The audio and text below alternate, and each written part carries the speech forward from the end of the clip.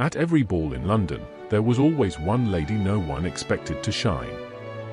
Lady Eloane Armitage stood beneath chandeliers bright enough to turn every jewel into fire, and lowered her eyes like a woman who did not know how to be seen. When a gentleman asked her to dance, she missed the first step. When a countess addressed her in French, Eloane smiled helplessly and gave the wrong answer. When her mother begged her to play for the guests, she touched one trembling hand to the pianoforte keys, then whispered that she had forgotten the piece. The room always reacted the same way. A pause, a glance, a soft, merciless smile. "Poor Lady Eloane," they murmured. "Such a pity." And Eloane let them believe it. She let them believe she was ignorant. She let them believe she was awkward. She let them believe no respectable gentleman would ever choose her. Because every time society pitied her, it left her alone. And that was all she had ever wanted. For 10 years, her lie protected her. Until the night the Duke of Harrowby arrived at her father's estate. He did not laugh when she stumbled. He did not look away when she lowered her eyes. He watched. Quietly. Carefully. As though every mistake she made was not proof of ignorance, but evidence of something hidden. Then, after midnight, he passed the darkened drawing room and heard music behind the closed door. Not clumsy notes. Not childish practice. But a sonata played with such skill, such grief, such impossible beauty, that the Duke stopped breathing. Inside, Lady Eloane sat alone at the pianoforte. The uneducated woman. The unwanted spinster. The lady no man had thought worth studying.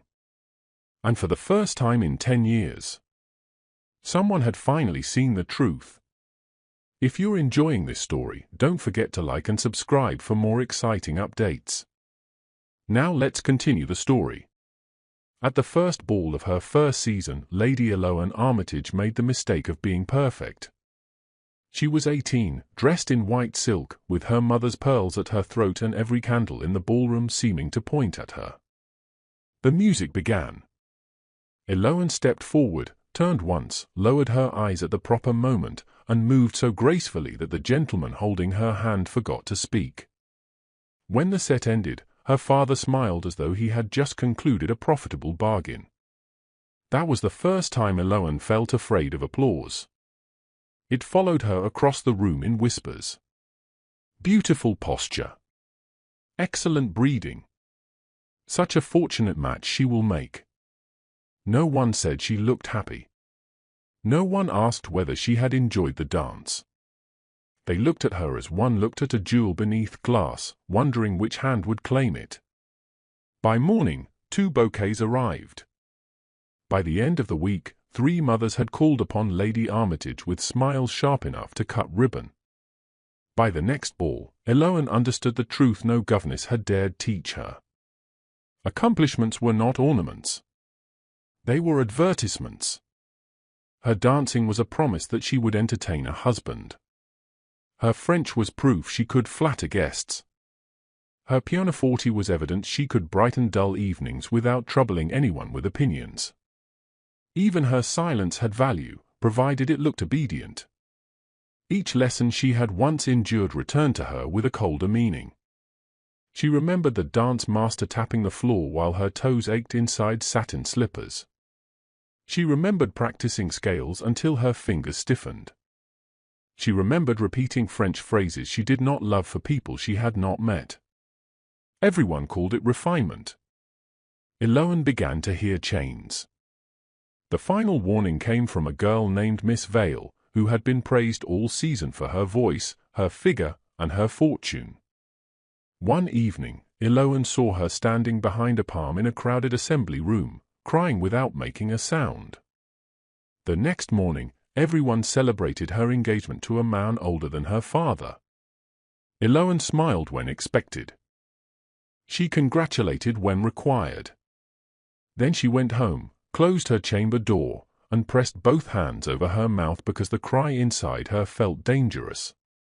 That night, she made no grand declaration. No one would have listened. She only made a decision.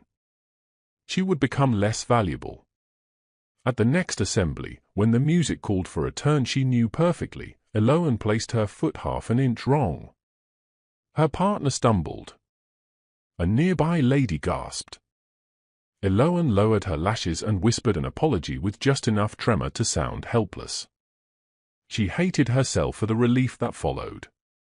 No angry father appeared. No suitor was lost forever, not yet. But for one brief moment, attention slid away from her and settled on another girl. Eloan breathed. So she did it again. When a countess addressed her in French, Eloan answered with the wrong tense.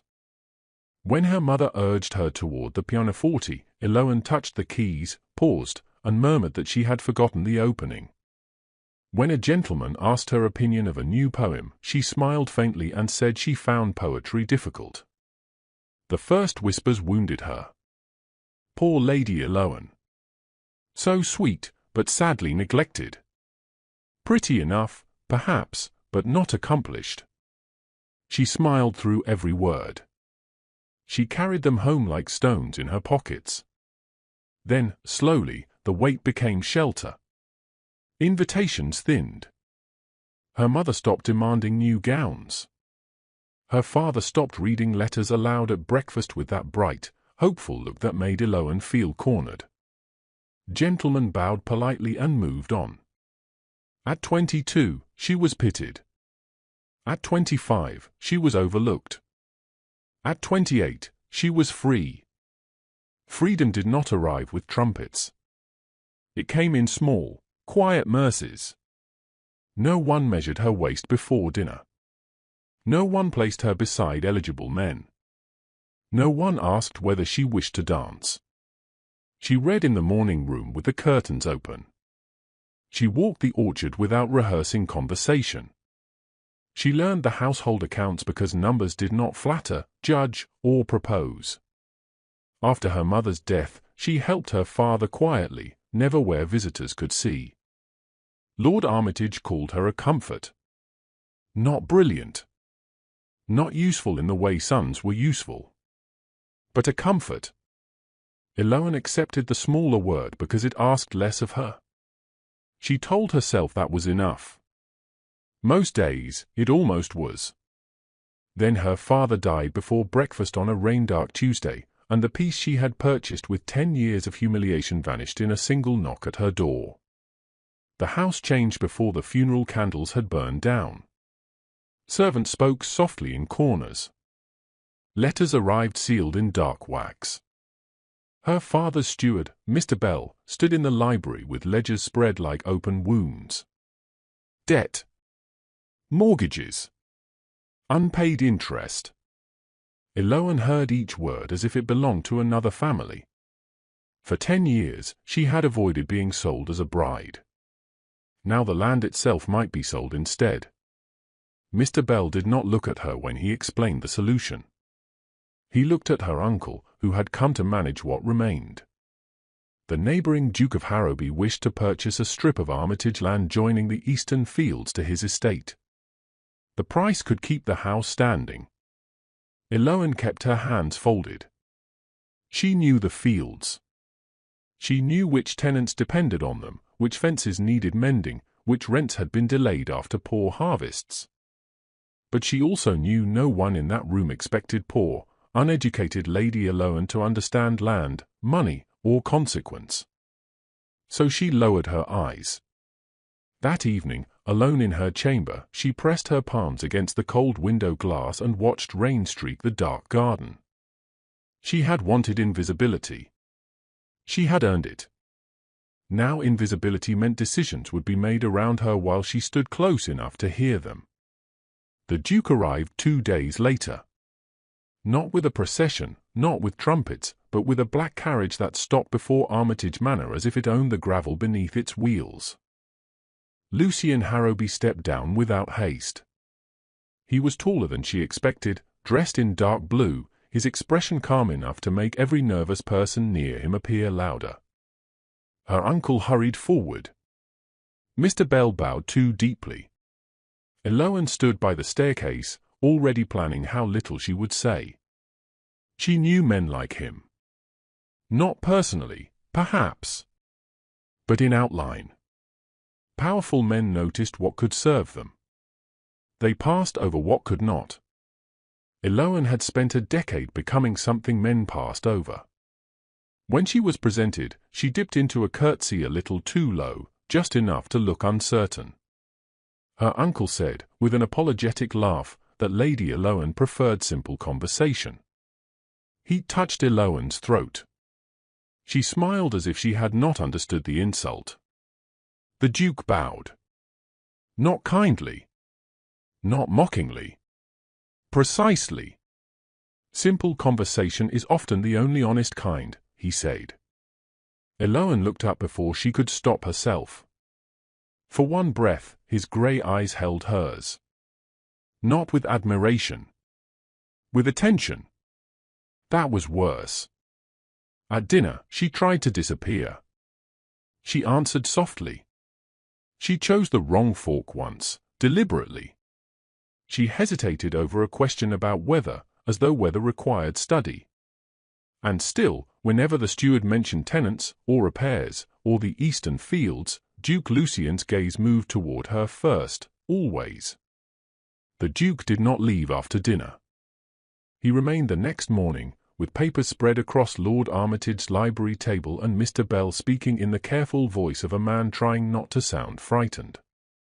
Eloan sat near the window with embroidery in her lap, pretending the figures meant nothing to her.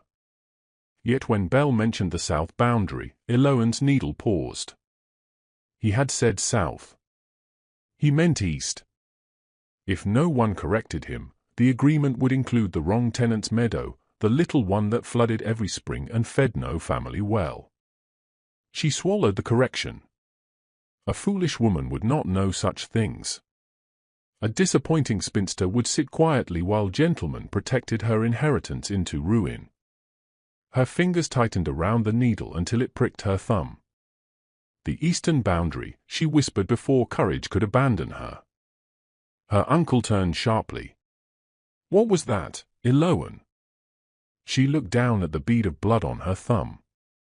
Only that the eastern field is the one beside his Grace's woodland. I may be mistaken. Mr. Bell blinked, looked at the map, then colored. Lady Eloan is correct. No one praised her. That would have been easier to bear. Her uncle merely frowned, as though knowledge had escaped from some locked cupboard and embarrassed the family. But Lucien Harrowby did not frown. He studied the map for 1 second, then studied her for longer. The old fear returned so quickly that Eloan nearly laughed. 10 years of careful dullness, and one small truth had slipped out because she could not bear to watch a meadow be sold by mistake. That afternoon, she tried harder. At luncheon, she confused the names of 2 poets. When Lucien asked whether she preferred town or country, she answered that both were pleasant in their way. It was the sort of answer society loved from women it did not intend to hear. Her uncle looked relieved. Lucien did not. In the evening, a neighbor called with her daughter and insisted upon music after tea. The daughter played a lively country dance, bright and quick enough to set several feet tapping beneath the table. Eloan's foot moved before she remembered herself. Not much. Only the smallest mark of the rhythm, heel and toe, precisely where the turn would come. Across the room, Lucien saw it. She stopped so abruptly that her shoe scraped the floor. The neighbor's daughter missed a note. Everyone smiled at the girl. No one looked at Eloan except the Duke. His attention did not feel like admiration. It felt like a candle held near a curtain. 1 more inch, and everything hidden behind the fabric might begin to burn. That night Eloan lay awake, listening to the house settle around her. She told herself he had noticed nothing. men like Lucien Harrowby did not waste thought on women society had already dismissed. But the next morning, as the servants prepared breakfast for the Duke and her uncle, Eloane passed the dining room and saw the footman placing the silver in the wrong order for a formal table. She meant only to walk by. Truly, she did. But habit was older than deception. Her mother had drilled such lessons into her until forks and glasses seemed to arrange themselves in her mind. Eloane stepped inside and corrected the setting with swift, silent hands. Fish knife there. Water glass higher. Napkin folded without that dreadful flourish her uncle favored. "Thank you, my lady," the footman murmured. She turned toward the doorway. Lucien stood there, gloved hand resting lightly against the frame. He had not entered. He had simply watched long enough to know she had done it without hesitation. Eloane's face warmed. "I believe Mrs. Vale prefers it so," she said, inventing a housekeeper's preference because admitting knowledge felt like stepping off a cliff. "Does she?" Lucien asked. Nothing in his tone accused her. That made it worse. Accusation could be denied. Kindness asked to be trusted, and trust was the most dangerous invitation Eloane knew. By the third day, the entire house felt altered. Corridors she had crossed carelessly for years now seemed filled with mirrors. Every silence asked what he had seen. Every glance wondered what he had guessed. Lucien remained courteous. That was his cruelty, though he did not know it. He never laughed, never pitied, never rescued her from awkwardness. He only noticed, and noticing was the one thing she had spent half her life avoiding. During another meeting in the library, Mr. Bell began explaining that the North Road would carry the Duke's timber wagons without troubling the tenants. Eloane heard the lie in it at once. Not a deliberate lie. Worse. An ignorant one. The North Road narrowed near the mill bridge. In heavy rain, wheels sank past the rims. She knew because she had watched tenant boys haul carts free with rope and blistered hands. She pressed her lips together. Say nothing, she begged herself. Let the men discover it after the ink dries. That is what an invisible woman would do. Lucien turned a page. "Lady Eloane," he said, as if asking about the weather, "do the wagons pass easily there?" Her uncle gave a startled laugh. "My niece would hardly know about wagons, Your Grace." The room waited for her to become small again. Eloane looked at the map. Her heart beat once, hard and frightened. Then she gave the safest truth she could. "In spring, that road is difficult." Lucien nodded as though she had confirmed something far larger than mud. After that, the land mattered less to him. Eloane felt it before she understood it. His questions still concerned acreage, rents, repairs, and price, but they curved toward her like roads returning to the same gate. Why did she know that? Why hide it? What else had she buried beneath lowered eyes and broken phrases? She hated him a little for making her visible. She hated herself more for wondering whether visibility might feel different in the hands of someone who did not immediately reach to possess. The thought frightened her enough to send her away from dinner early. She claimed a headache. No one objected. People had been accepting Eloane's excuses for 10 years. She went to the drawing room after the candles had been snuffed in the hall and the house had settled into that deep country silence where even grief seemed to sleep. The pianoforte waited beneath its linen cover. She should not have touched it. She knew that. But fear had tightened around her all day, and music was the only language in which she had never needed to lie. She uncovered the keys. Her fingers hovered, trembling. Then the first note slipped out, soft as breath. She did not play for admiration. She played for the girl who had danced too well at 18 and learned that praise could be a cage. She played for the woman who had survived by disappointing everyone. The melody grew fuller, sorrow turning into something fierce. For a few stolen minutes, Eloan was neither foolish nor accomplished. She was only herself. Then the floorboard outside the room creaked. Her hand crashed into silence. Lucien stood in the doorway, motionless, his face half shadowed by the corridor candle. Neither of them spoke. Eloan could have lied. She had lied beautifully for 10 years. But the Duke's silence told her he had already heard the whole truth. For one long moment after the final note died, Eloan could not move. The room seemed to hold its breath around her. Lucien stood in the doorway, not triumphant, not amused, only still. That stillness frightened her more than anger would have. Anger gave a woman something to resist. She rose too quickly. The bench scraped behind her, loud as accusation. Her fingers, which had commanded Mozart with shameless grace, now trembled beside her skirt. If he called her clever, she could deny it. If he laughed, she could despise him. But Lucien only stepped back from door. "Forgive me," he said. "I did not intend to intrude." She almost smiled at the absurdity. He had intruded upon a secret that had shaped 10 years of her life, yet spoke as though he had entered a room before the tea was served. Perhaps that was mercy itself. "Your Grace heard nothing worth mentioning," she said. It was the old lie, offered from habit, polished by terror. Lucien looked at the covered candles, the trembling keys, then at her. "I heard a woman who has practiced silence longer than music," he answered. "That is worth mentioning indeed." Eloan hated the sudden sting behind her eyes. She had survived pity, gossip, and disappointment without weeping. But this was not pity.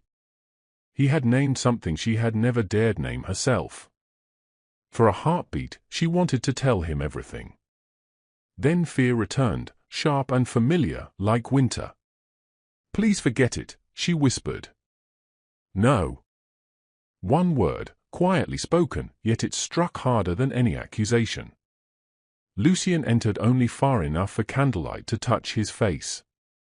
"I will not expose you. But I cannot pretend I do not see what you have spent years hiding from everyone." The word should have relieved her. Instead they trapped her more neatly than scandal. Everyone had believed the mask because everyone wished to. Lucien did not. She crossed her arms, as if she could hold herself together.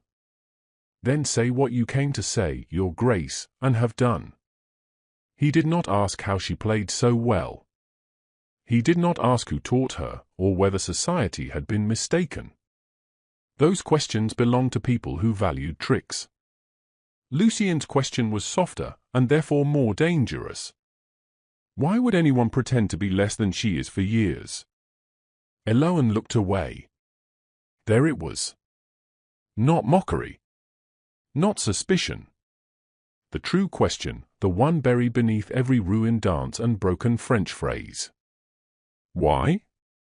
She had answered it for herself 1,000 times. Yet saying it aloud felt like opening a locked door from the inside at last. Because being admired was not freedom, she said. The sentence came out small, but true. Lucien did not move. So she continued, because silence had protected her for 10 years and suddenly felt too heavy to carry one night longer. Admiration was a price tag tied to my throat. She told him about the lessons first. The dancing until her feet throbbed, the music until her fingers cramped, the French repeated until words lost meaning. She did not make herself sound wounded. That would have been begging. She simply placed each memory between them like evidence finally presented. At first, I thought accomplishments belonged to me, she said. Then gentlemen began arriving whenever I proved one. Dance well, and a man asked for my hand. Play beautifully, and his mother praised my usefulness. Speak French, and they imagined me decorating their tables abroad. I vanished inside approval. Lucien's expression changed then, but not into surprise. Into understanding, perhaps, an understanding felt more intimate than any compliment. Eloan looked at the pianoforte. Every kind word frightened me. Every bouquet felt like another bar fitted to a gate. Then I saw what happened to girls who remained excellent. She did not say Miss Vale's name. That grief belonged to another woman. But she described the tears behind the palm, the engagement announced like triumph, the bride's white face beneath congratulations. Lucien listened without interrupting. That silence gave her courage and punished her with the sound of herself. So I became unsuitable, she said. A laugh escaped her, brittle and ashamed.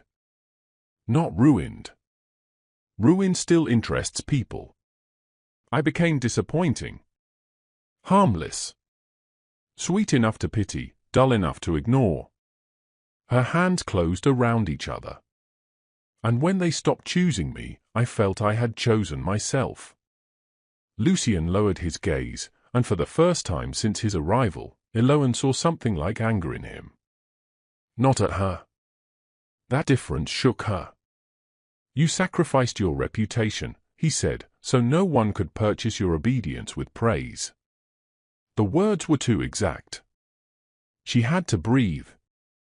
I survived, she said. You endured, he replied. There is a difference. She should have disliked that answer. It placed pain where she had insisted on calling it strategy. Yet beneath the discomfort, something loosened. He had not called her deceptive. He had called her brave without using the word. The next morning, Lucien did something no gentleman had ever done. He asked for her opinion and waited as though her answer mattered. Not about ribbon, weather, or music. About the eastern fields, the north road, and whether tenants would be harmed by his timber wagons after heavy spring rains. Her uncle began to laugh. Lucien did not look at him. He looked at Eloan. That steadiness was its own invitation. Slowly, she answered. Not timidly. Not fully. Enough. By luncheon, she had suggested a different cart route. By evening, Lucien had written it into the draft with serious care. No one announced that the world had changed. Yet for Eloan, it had. Lucien spoke to her beside windows, over maps, near cold fireplaces, always as though she were neither ornament nor burden. He never asked her to play. He never asked her to prove what he already knew. That restraint unsettled her more than demands. A demanding man could be refused. A respectful one could be trusted, and trust had no clear defense. When Lucien mentioned a book she had hidden beneath embroidery, she almost smiled before remembering smiles led to softness, softness to hope, hope to danger. Days passed, and the agreement neared completion. The house breathed easier. Mr. Bell stopped looking ill. Her uncle praised the Duke's generosity, never noticing Eloan's hand in the safer terms. Lucien noticed. That was the trouble. Each quiet recognition warmed her like sunlight through glass, and glass, she knew, shattered. She saw the danger at dinner when Lucien nearly smiled at something she said about accounts. It was not courtship. Not yet. But Eloan's heart did not understand legal distinctions. It lifted foolishly, painfully, toward the warmth in his eyes. And immediately, she heard the old warning, admiration becomes ownership. After that, she withdrew. At breakfast, she claimed fatigue. In the library, she returned to embroidery. When Lucien asked a question, she gave answers small enough to fit the old mask. It hurt to disappoint him. That pain frightened her most. She had promised never to need any man's approval. Lucien noticed the retreat as clearly as he had noticed everything else. He did not corner her. He only grew quieter. On the final afternoon, when the papers lay ready for signatures, Eloan felt victory closing around her like a locked door. The estate would be saved. The Duke would leave. The morning Lucien Harrowby was meant to leave, Eloan woke before the servants lit the fires and knew peace had become impossible again inside her. For 3 days she had dreamed of his carriage rolling away, carrying his questions, his kindness, and the dangerous warmth of his attention from Armitage. But when she saw the packed trunks below, relief did not arrive, only a hollow ache that felt almost like grief beneath her ribs that morning. She dressed slowly, choosing the plain grey gown society expected of her, because armor did not always shine, sometimes it faded deliberately into harmlessness again. Downstairs, her uncle waited in the library with Mr. Bell, the signed agreement, and the satisfaction of a man rescued cheaply by another's power today. Lucien stood beside the window, hat and gloves on the table, looking less like a guest than the final sentence of judgment upon them all. Eloan entered quietly, prepared to curtsy, smile vaguely, and let him depart believing whatever mercy he wished to believe about her after last night still. Then Lucien said, "Lady Eloan, please remain. There is one matter I will not settle without you present in this room this morning with us." Her uncle frowned as if the Duke had asked advice from the portrait above the mantel rather than the men gathered around the table nearby. "My niece is not burdened with business, Your Grace," he said, smiling in that familiar way which made kindness feel insulting inside her chest again. Eloan lowered her eyes, because 10 years of practice still lived in her bones, still begging her to survive by shrinking before powerful men silently. Lucien did not look at her uncle. "That mistake," he said, "is exactly why I asked her to stay, and why I waited until now." Silence fell so sharply Eloan heard the paper on the desk move beneath Mr. Bell's nervous fingers as though it too wished to flee quickly. Lucien picked up the agreement, then set it down again, untouched, as if parchment mattered less than the woman beside it at that moment entirely. "For several days," he said, "I have been told Lady Eloan knows little, notices little, and understands even less than any lady should hear present." Her uncle gave a short laugh, relieved, thinking the Duke had finally joined the long, comfortable cruelty of everyone else who had misjudged her openly. Eloan did not breathe. She knew a cliff when she stood upon one, and Lucien had brought the whole room there with only words today. But the wrong boundary was corrected by her, Lucien continued, before any gentleman noticed the error in the map before us or its cost today. The tenant road was spared because she remembered mud, bridges, and wagons that others discussed only from clean boots while sitting at tables like this. And last night, I heard her play the pianoforte with a mastery no neglected education could accidentally produce even after many silent years of denial. The room turned toward Eloan as if every candle had swung from its branch to burn only her face and expose her at last completely. She felt 18 again, praised and cornered, then 20, pitied and free, then 28, suddenly visible and terrified before men discussing her future again. Her uncle's mouth opened first. "You mean she deceived us?" he demanded, more offended by embarrassment than by 10 wasted years of her life alone. The old instinct rose. "Apologize. Look foolish. Let them forgive the harmless woman and bury the real one again before anyone could judge her properly." But Lucien's gaze met hers, steady and calm, asking nothing except that she not abandon herself now when truth had finally arrived beside her openly. Eloan stood. Her knees trembled beneath the grey gown, yet her voice, when it came, did not betray the fear inside her to them any more. "Yes," she said. "I deceived society. I deceived this house. I let everyone believe I was less than I am for 10 deliberate years openly." The confession should have crushed her. Instead, with every word, the false woman she had carried seemed to loosen its grip on her throat slowly. "I did it because proposals followed every accomplishment, and no one ever asked whether I wanted the life being arranged around me without mercy then." Her uncle stared as though desire itself were improper when spoken by a woman who had once pretended to possess none for his comfort alone. Eloan lifted her chin.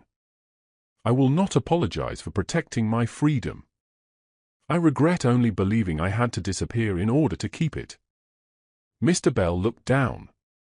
Her uncle looked away. Lucian, however, looked as though he had just witnessed a coronation instead of a scandal there. "Then hear me plainly," Lucian said, and the authority in his voice quieted even the crackling fire and every troubled breath inside the library too.